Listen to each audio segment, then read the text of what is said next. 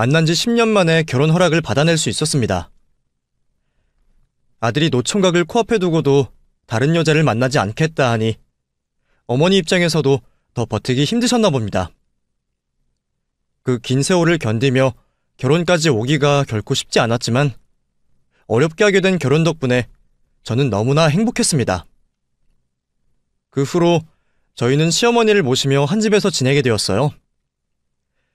제 딴에는 어머니께 죄송스럽고 감사한 마음의 표시였고 어머니 입장에서는 그나마 저희 결혼을 허락하실 만한 이유였습니다. 하지만 그 후로 시집살이는 당연한 수순이었습니다. 저도 어머니가 저를 환대하지는 않으실 거라 알고 있었고 그 정도는 감수해야 한다 생각했어요. 저도 고생은 꽤 해봤기 때문에 살림 같은 건 전혀 힘들지 않았습니다. 다만 제가 아무리 노력하고 뭘 하더라도 마음에 들지 않아 하시는 시어머니의 태도와 막말들 때문에 마음이 힘들 수밖에 없었죠. 그런 얘기는 왜 들어도 익숙해지지 않는지 고아라서 배운 것 하나 없다며 사사건건 혼을 내시는 어머니를 보며 가끔은 내가 죽는 날까지 어머니 눈에 들지 못하겠다는 생각이 들어 암울해지기도 했습니다. 어머니와는 여전히 가까워지기 어려웠지만 그래도 남편은 정말로 저를 사랑해 주었습니다. 제가 시집살이 하게 된 게 마음에 쓰이는지 결혼을 하면서 제게 직접 가게를 차려주기도 했어요. 그때까지 저는 제과제빵을 배운 후로 쭉 다른 가게 직원으로 일을 하고 있었는데 보통 경력을 쌓고 자기 가게를 차리는 다른 동료들에 비하면 저는 창업이 꽤 늦은 편이었어요. 그런 제게 남편이 그동안 열심히 모아온 돈으로 제 가게를 차려주었습니다. 그렇게 남편 덕분에 집 근처에서 작은 빵집을 운영하게 된 저는 매일 새벽같이 나가 가게를 열고 매일 열심히 빵을 구웠습니다. 다행히 오픈 초기에는 동네에 개인 빵집이 없던 탓에 장사는 꽤 잘 되곤 했어요. 오후 정도면 만들었던 빵이 거의 소진되었고 저는 남편보다 일찍 퇴근하여 밀린 집안일을 챙길 수 있었죠. 매일 살림과 가게를 돌보며 바쁘게 살았지만 저는 그래도 사랑하는 사람과 함께하는 인생이 행복했습니다. 언젠가 우리 아이를 낳아 더 행복해질 생각도 있었고요. 그렇게 제가 가정에 충실하며 열심히 일을 하던 중에 집에 계시던 어머니가 심심하신지 제 가게에 나오시기 시작하셨어요. 60세까지 열심히 일을 하셨던 어머니는 저희가 결혼을 하며 일을 그만두셨고 저희가 드리는 용돈으로 생활을 하셨습니다. 내가 여태 고생한 게 있는데 이 나이에는 좀 쉬어야지. 앞으로 내 생활비는 전부 니들이 책임져야 하는 거다. 그러니까 너도 가게 동땡이 부리지 말고 잘해. 어머니는 점심쯤 나오셔서 가게 빵으로 식사도 하시고 차 한잔 하시면서 훈수도 두고 그러셨죠. 처음에는 어머니가 많이 심심하신가 보다 싶어 안쓰러운 생각마저 들었는데 제가 걱정해야 할 게 그게 아니었어요. 어느 날부터 제 가게 주인 행세를 하시는 시어머니 때문에 저는 골머리를 썩을 수밖에 없었습니다. 어머니는 좁은 가게로 친구들을 부르셔서 계산도 없이 빵과 음료들을 꺼내 드셨고 시끄럽게 떠드시면서 다른 손님들을 쫓아내곤 하셨습니다. 게다가 빵 고르시는 손님들에게 자꾸 시비를 거셔서 기분 나쁘다고 떠나신 손님들이 너무 많았어요. 아줌마, 거시식만 계속 먹을 거면 나가요. 예? 지금 나한테 하는 말이에요? 그래, 아까부터 빵 고른다면서 계속 주워 먹고만 있고 남의 장사 거덜내려는 거야 뭐야? 거지도 아니고 돈 주고 사 먹어야지 그게 뭐야? 어머, 내가 몇 개나 먹었다고 그래요? 맛을 봐야 빵을 사지. 내가 여기 가게 빵 사준 게 얼만데 거지라고? 아줌마가 사장이에요? 그래, 내가 사장이다. 무슨 가게가 있다위야. 나 참 더럽고 치사해서 다시 놀아봐라. 동네 장사는 손님 상대하는 게 구할인데 그렇게 오는 손님마다 쫓아내시는 시어머니 때문에 저희 가게 매출은 점점 떨어져 가게 되었습니다. 안 그래도 주변에 새로운 빵집이 생겨서 매출을 걱정하던 중에 어머니의 만행은 결정타였어요. 결국 저는 참다 못해 시어머니께 사정을 하게 되었죠. 어머니, 손님한테 그러시면 어떡해요. 그리고 제가 사장인데 자꾸 사장이라고 하시면 좀 곤란해요, 어머니. 뭐? 엄마가 사장이에요? 내가 사장이라 해서 기분 나쁘다 이거야? 무슨 예. 여기 우리 아들이 차려준 가게 아니야. 그럼 내 가게나 다름없는 거지. 손님 떨어지는 게 내 탓이라 하고 싶은가 본데 빵이 맛있으면 어떻게 해도 찾아오는 거지. 내 탓할 시간에 너 나 열심히 해 이거 사. 어머니는 말이 통하지 않았고 저는 하루하루 가게 걱정에 피가 말라갔습니다. 그러다 결국 불경기까지 겹치며 저는 월세 걱정을 해야 하는 수준이 되었어요. 다행히 생활비는 남편도 있으니 크게 걱정할 일이 아니었지만 가게 운영만큼은 제 힘으로 잘하고 싶었는데 당장 다음 달 월세가 걱정이었죠. 그래서 어쩔 수 없이 저는 건물 주인에게 사정을 해볼 수밖에 없었습니다. 좀 곤란해요, 어머니. 솔직히 시세보다 싼 가격에 들어온 탓에 저는 반신반의했었습니다. 사정을 못 봐주겠다고 하면 어쩔 수 없다 치고 대출이라도 알아볼까 생각하고 있었거든요. 그런데 다행히 건물 주인이 제 사정을 안타까워하시며 이해를 해주시더라고요. 아유, 사정이 어려우면 진작 말을 하지. 내가 몇 달치 월세 안 받을 테니까 급한 불부터 꺼요. 예? 아예 안 받으시면 안 되죠. 밀린 월세는 제가 어떻게든 천천히 갚을 테니까 조금만 기다려주세요. 젊은 사람이 열심히 산다는데 여유 있는 사람이 도와야지. 안 그래도 요즘 다들 힘들다 그러지 않아요? 이럴수록 서로 도우면서 사는 거예요. 내가 나이가 들었는지 요즘 건물 청소하러도 한 번 못 가고 그 집 빵 한 번 못 팔아준 게 괜히 미안하네. 그동안 꼬박꼬박 월세 내준 거 고마워서 내가 편히 봐주는 거니까 부담 갖지 말고 형편 나아지면 줘요. 요즘 이런 분들도 있구나 싶어서 얼마나 감사했는지 몰라요. 그렇게 저는 덕분에 위기를 넘길 수 있었고 간신히 폐업을 면하게 되었습니다. 그 후로 저는 감사한 마음에 더 열심히 장사를 할 수밖에 없었어요. 어머니도 간청드려서 제발 가게에 나오지 마셔달라 부탁드렸고 덕분에 그 후로 저는 조금 마음의 여유를 얻을 수 있었습니다. 그리고 얼마 뒤 제 가게가 걱정되어 찾아오신 주인 사장님을 뵙게 되었죠. 아유, 내가 자주 와봐야 하는데 집이 멀어서 쉽지가 않았네요. 어째 요즘에는 가게가 좀 돼요? 덕분에요. 폐업까지 생각했는데 사정 봐주셔서 다시 열심히 해보고 있어요.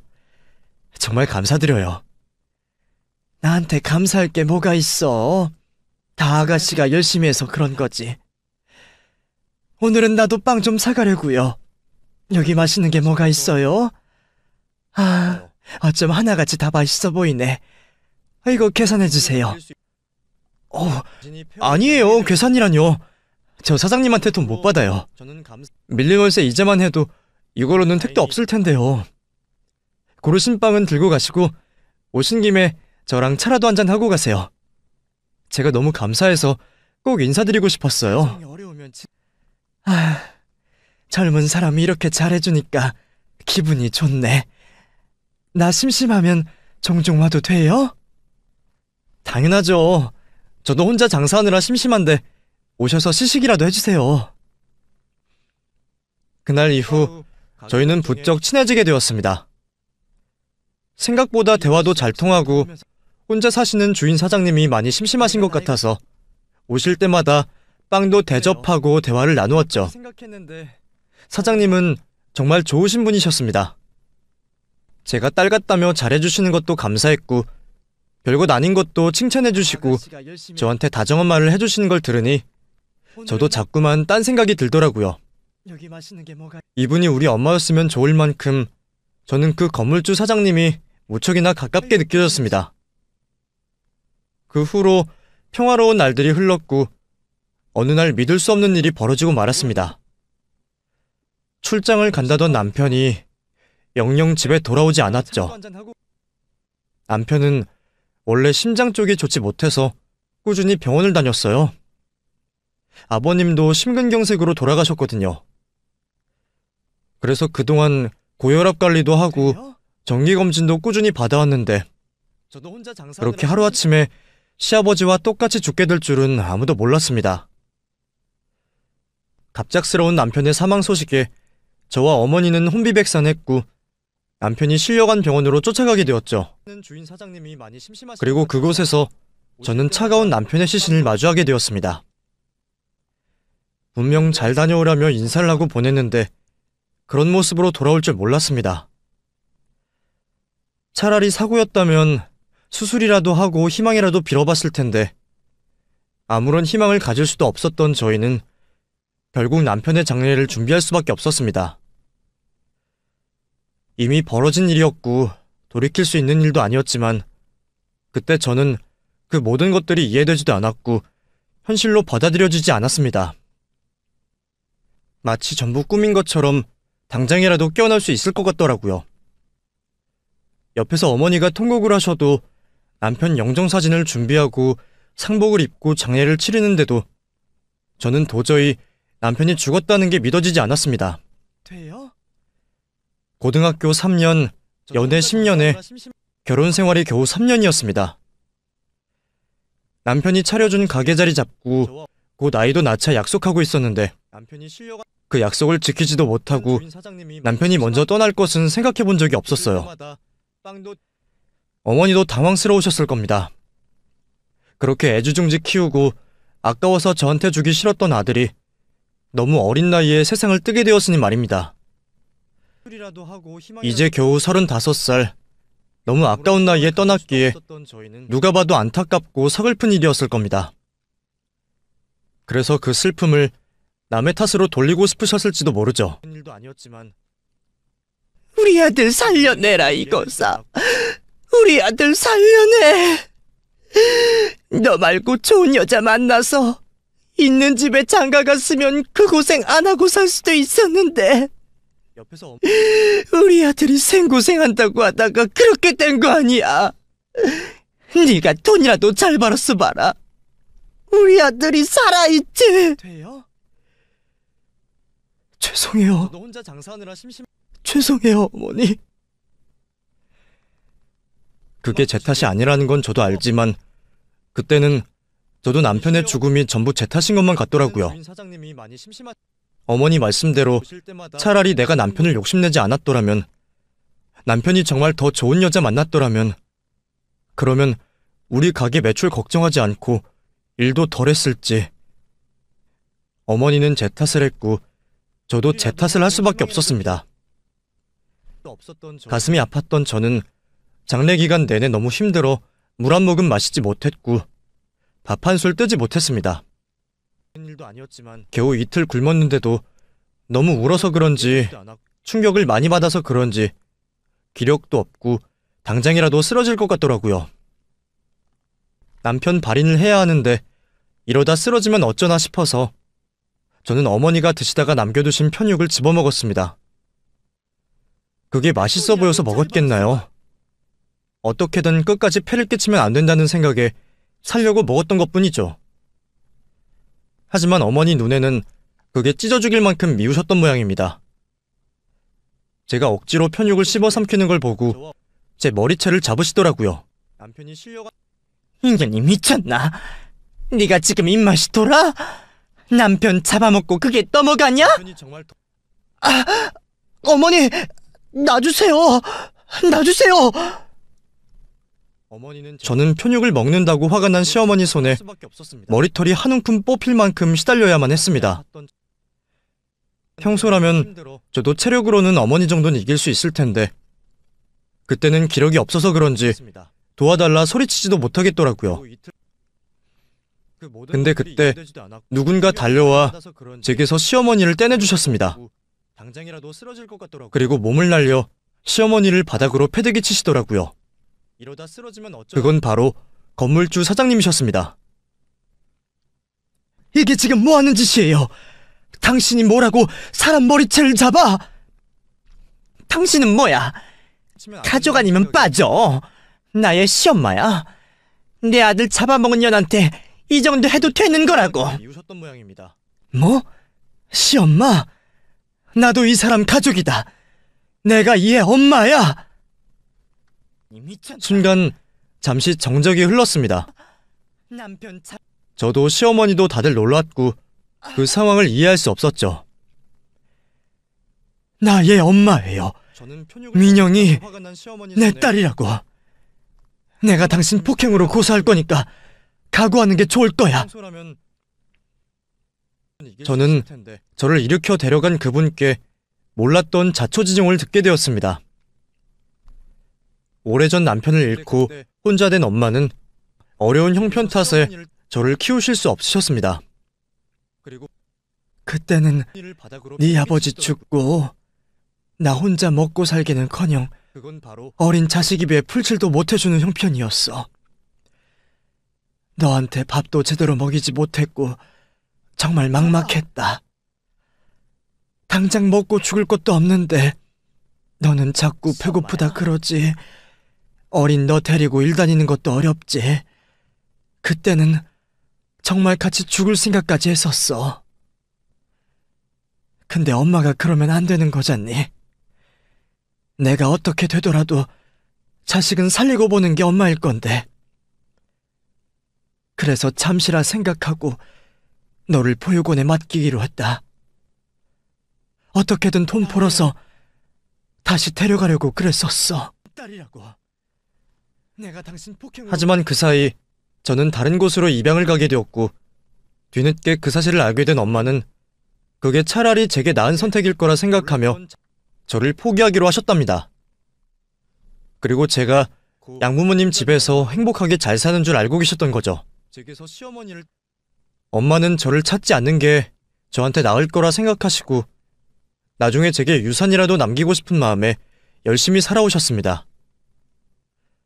그러다 운이 좋게 건물도 가지게 되셨고 가끔은 저를 찾고 싶으셨지만 괜히 긁어 부스러 만들까 싶어 저를 찾지 못하셨습니다. 그러다 성은 다르지만 이름이 같은 저를 보고 어릴 적과 많이 닮은 얼굴에 저를 왠지 낯설지 않다 생각하셨고 저 몰래 제 뒷조사를 하셔서 제가 어릴 적 헤어진 딸인 것을 알게 되셨던 거죠. 나중에 네가 내 딸인 걸 알고도 내가 차마 찾아갈 수가 없었어. 어찌됐든 내가 널 버린 건데 이제 와서 엄마라고 나타나면 네가 나를 이해 못할 거라 생각했다. 차라리 옆에 두고 가끔 포기라도 하면 다행인데 네가 나를 아주 떠나버리면 어쩔까 싶어서 말을 못했어. 그래서 언제 말을 해야 하나 계속 기회만 보다가 결국 이때까지 말을 못했구나. 저는 그제서야 건물주 사장님이 별 이유도 없이 저를 도와주시고 제 가게를 찾아와 주신 것을 이해하게 되었습니다. 엄마보다 잘해주시는 걸 보고 우리 엄마였으면 좋겠다 생각했더니 그분이 정말 우리 엄마였을 줄 누가 알았을까요? 정말 우리 엄마예요? 내가 고아가 아닌 거예요? 그때 저는 말 못할 감정 때문에 뭐라 말을 해야 할지 몰랐습니다. 짧다면 짧은 인생이 그동안 너무 고단했기에 내게 엄마라는 존재가 있다는 것이 믿어지지 않더라고요. 엄마는 제게 당신을 용서하지 못하실 거라 생각했는지 제 앞에서 무릎 꿇고 사과를 하셨습니다. 네가 이렇게 사는 줄 알았더라면 내가 진작 너를 찾았을 텐데. 보육원에서도 네가 부잣집에 입양돼서 유학 가서 잘 산다 그러길래 나는 그런 줄만 알고 살았지. 네가 이 고생하고 사는 줄은 몰랐다. 나중에서야 너라는 걸 알고도 그동안 내가 널 방치했던 게 용서가 안 되고 차마 용기가 안 나서 앞에 나설 수가 없었어. 그래도 이제 엄마를 좀 용서해주면 안 되겠니? 내가 남은 인생은 전부 너를 위해서 삼아. 응? 저를 왠지 평생 엄마 정을 그리워했던 제가 엄마가 저를 버렸다 한들 어떻게 그런 엄마를 원망할 수 있었겠어요. 결국 저는 엄마를 용서했고 그 후로 상처를 딛고 엄마와 함께 지내게 되었습니다. 처음에는 쉽게 믿어지지도 않았고 엄마라는 존재가 어색하기만 했지만 제가 정말 엄마 딸인 것은 맞는지 생각보다 많이 닮은 모습에 요즘도 깜짝 놀라고 있습니다. 그 후로도 저는 여전히 엄마 건물 안에서 빵집을 하고 있어요. 저희 엄마에게 고소를 당한 시어머니는 수백만 원의 합의금을 내야 했고 그 후로 제가 보기 껄끄러우신지 이사를 가셨습니다. 시어머니께 속상한 것도 많지만 그래도 남편을 생각하면 여전히 짠한 마음입니다. 그래서 어머니도 어딘가에서 잘 지내시길 바라요. 저는 여전히 남편을 잊지 못하고 있고 제가 언제 또 사랑을 찾고 재혼을 하게 될지 모르겠지만 지금은 그런 생각 없이 엄마와 못 나눈 정을 나누는 것이 제 유일한 바람이자 행복입니다.